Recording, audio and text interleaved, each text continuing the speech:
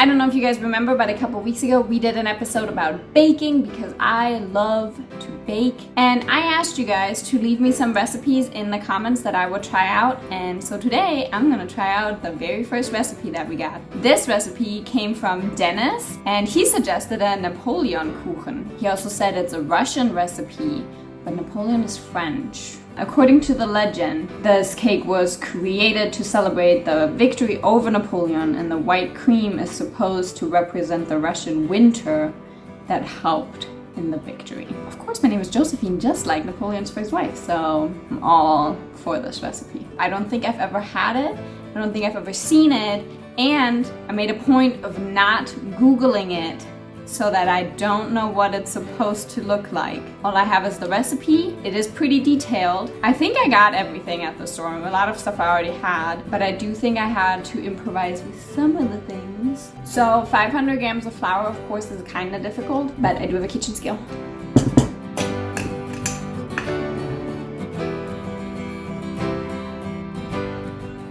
$500 grams seems like a lot, guys. That's like several cups, probably like 4.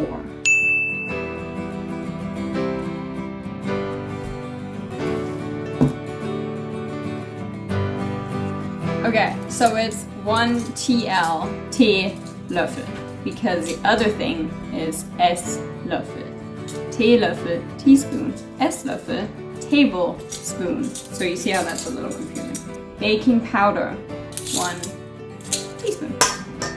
So in this case we need 250 grams of butter, which is 2 sticks. It does like already tell you. So I think that's actually really handy. I have to give that to Americans.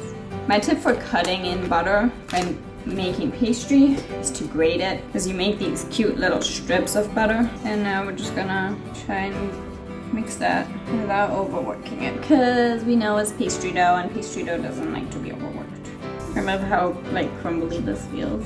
If you squish it really hard, it becomes a little Play-Doh-y, but that's not what you want. I think that looks nice.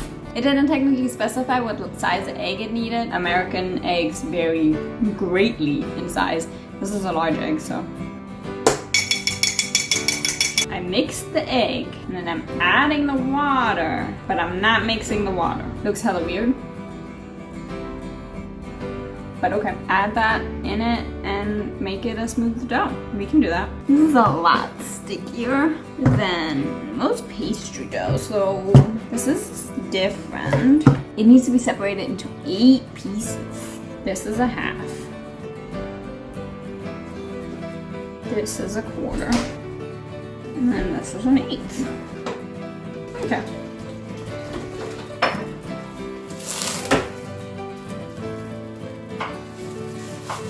Don't know if we're hoping for them to rise. I don't think so. So we made 8 balls, kind of. 3 hours in the fridge. See you later. I don't know why I started so late, but 8 o'clock's not late. you know, nothing's happened to them except they're cold now. And we are gonna preheat the oven now to 210 degrees for 10 degrees Fahrenheit. And now we are gonna roll these out. It doesn't specifically say if I'm allowed to use flour to roll these out, but they're incredibly sticky. I'm using flour to roll these out. I have a very handy rolling out baking mat that already has a stripe for 25 centimeters wide, so I'm just gonna go a tiny bit smaller than that. It also said 3 millimeters thick. I'm not gonna really measure that a whole lot. I'm just gonna go by the size of the circle.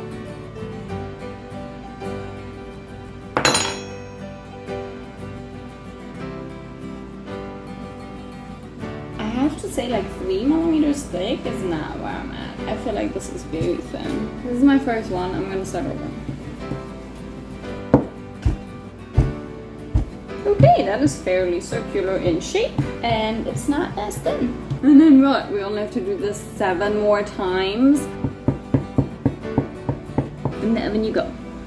The recipe says about 10 minutes, so obviously I put my timer for 8.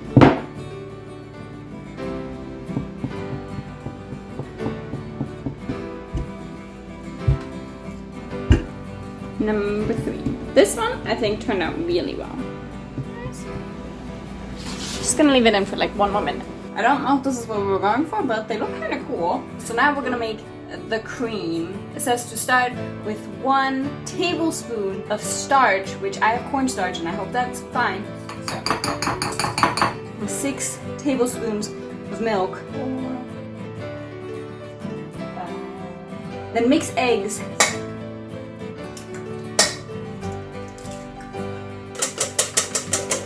Then put that together. Then heat up milk on the stove. Then add that with the eggs. And then adding everything back to the pot, heating that up. I've watched enough cooking shows to know that that's called tempering your eggs. Because eggs tend to curdle when they get hot too quickly, and then you have scrambled eggs and you don't want to do that.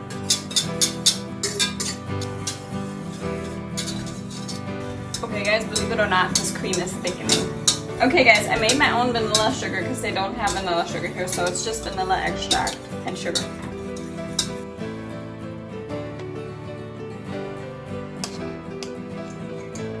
Can't possibly be bad.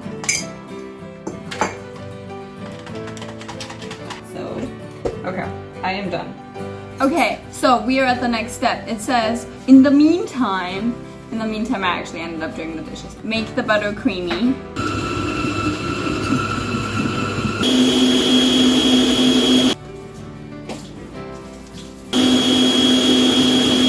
Slowly add the sweetened condensed milk.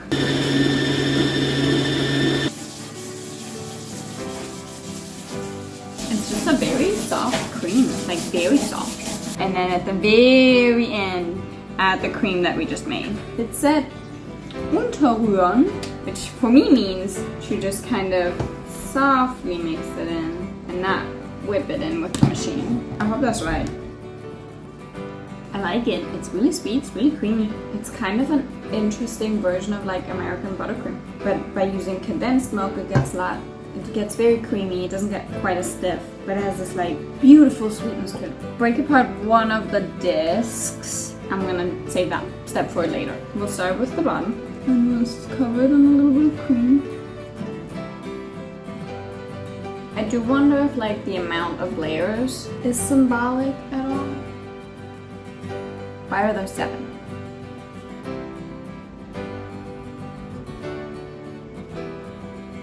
So the note that it's supposed to rest in the fridge for a while, or that it gets better if it rests in the fridge, makes me think that like the lovely flavor of the cream really soaks into the pastry. These are all the layers except for the top, and it says to cover the sides.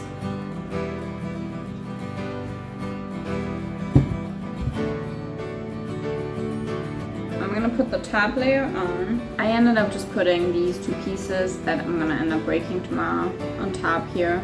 And I'm gonna put a plate and a pan. This pan is really heavy. I'm guessing it's just supposed to weigh down the cake. Good night. Hey guys, good morning. I just took the weights off the cake. I guess we're now gonna crumble up these things.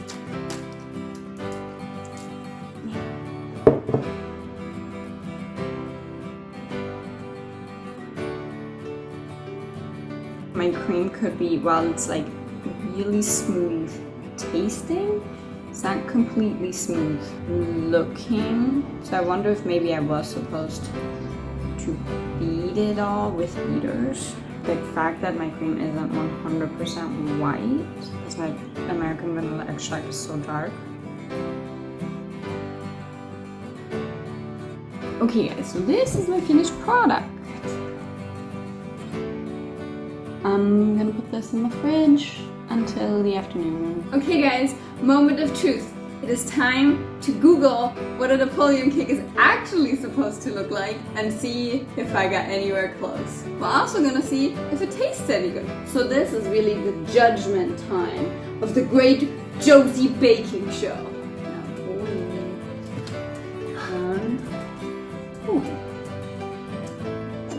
Oh, it's like multi-layered? Yeah. So I think I got that part right. Yours looks more creamy. Or did they disperse the crunchiness more? Okay, I think I got the decorating just a little bit wrong. I wasn't sure how small I was supposed to make the crumbs. So I made Apparently them very small. That's hilarious. But judging by the inside, I feel like I might have gotten it fairly right. Okay, well then cut it open. Let's do it. Find out.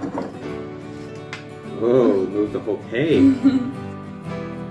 What does that look like to you guys? I mean, it seems about right. Looks great. Yeah, it looks pretty close. Whoa, that's a huge piece.